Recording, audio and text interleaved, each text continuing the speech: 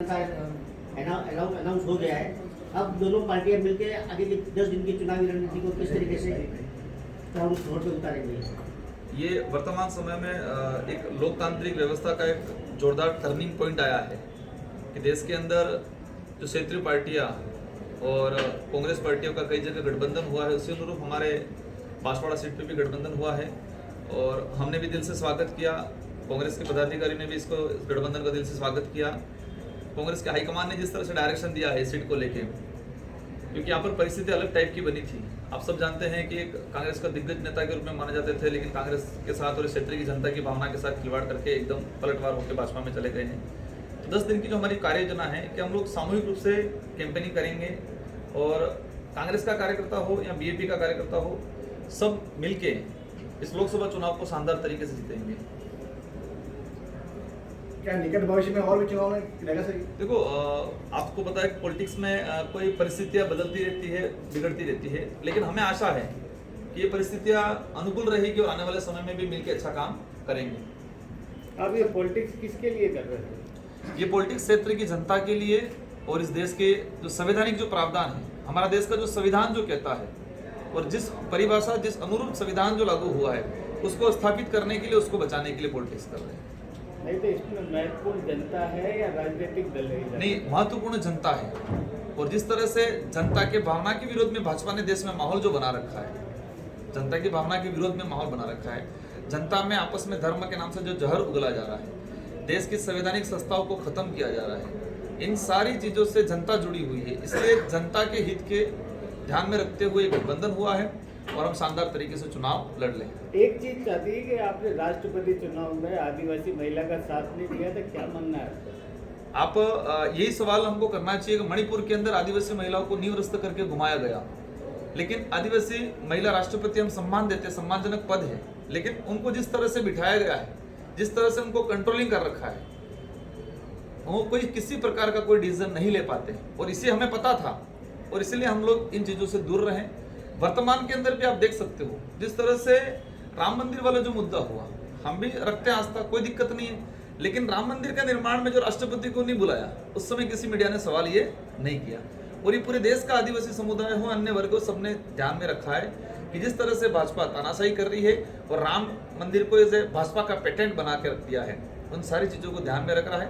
और इस देश के अंदर राम को मानने वाला हो या नहीं मानने वाला हो, सभी लोग समझ चुके हैं और भाजपा की जो व्यवस्था है और भाजपा जिस तरह से चल रही है उसको समझ चुके हैं और इस चुनाव में लोकसभा में बांसवाड़ा ही नहीं पूरे देश के अंदर भाजपा को तरीके से निपटेंगे। सर, आपने कांग्रेस को समर्थन दिया था, हजारों लोगों के खिलाफ मामला दर्ज हुआ, तो आपने सरकार से क्यों मामला वापस लेने की बात नहीं की? बिल्कुल, हमने मांग करी और 42 मुकदमे वापस भी हुए, 42 मुकदमे विड्रॉल हुए हैं।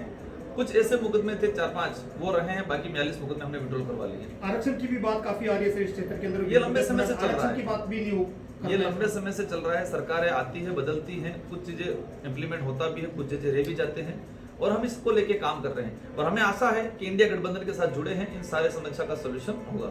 महेंद्र सिंह मालवीय हेलीकॉप्टर से चुनावी प्रचार कर रहे हैं, वो कह रहे राजकुमार जी ऊंट पर आया, गधे पे आया, मैं जीतूंगा चुनाव, क्या कहेंगे?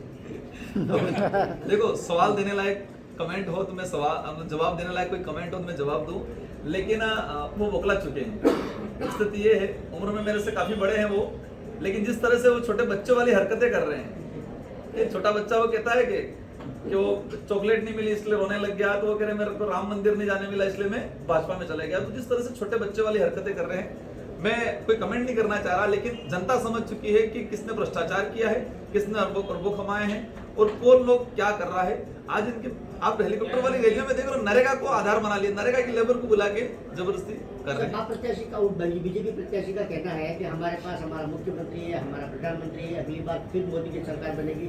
बाकी प्रत्याशी के पास क्या है? उनके पास न तो एमपी मुख्यमंत्री और प्रधानमंत्री है, एक एमपी क्या उखाड़ लेगा? संविधान की किताब है उसके पास, संविधान की किताब है और ये देश संविधान से चलता है और हर विधायक को, हर सांसद को उसके अधिकार मिलते हैं, ठीक है। और लोकतांत्रिक व्यवस्था में जो विधि का निर्माण होगा उस समय हमारी महत्वपूर्ण भूमिका रहेगी और एक जाए या दो जाए, लेकिन संविधान के प्रावधान के अनुरूप हम लड़ेंगे और देश की व्यवस्था को बरकरार रखवाएंगे।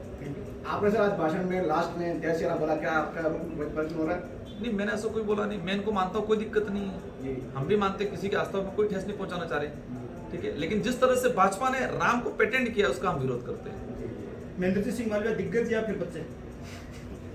मैं आप कुछ समझ जाओ कि बच्चों वाली हरकतें कर रहे हैं कि मेरे को वहां नहीं जाने दिया इसलिए भाजपा में चला गया।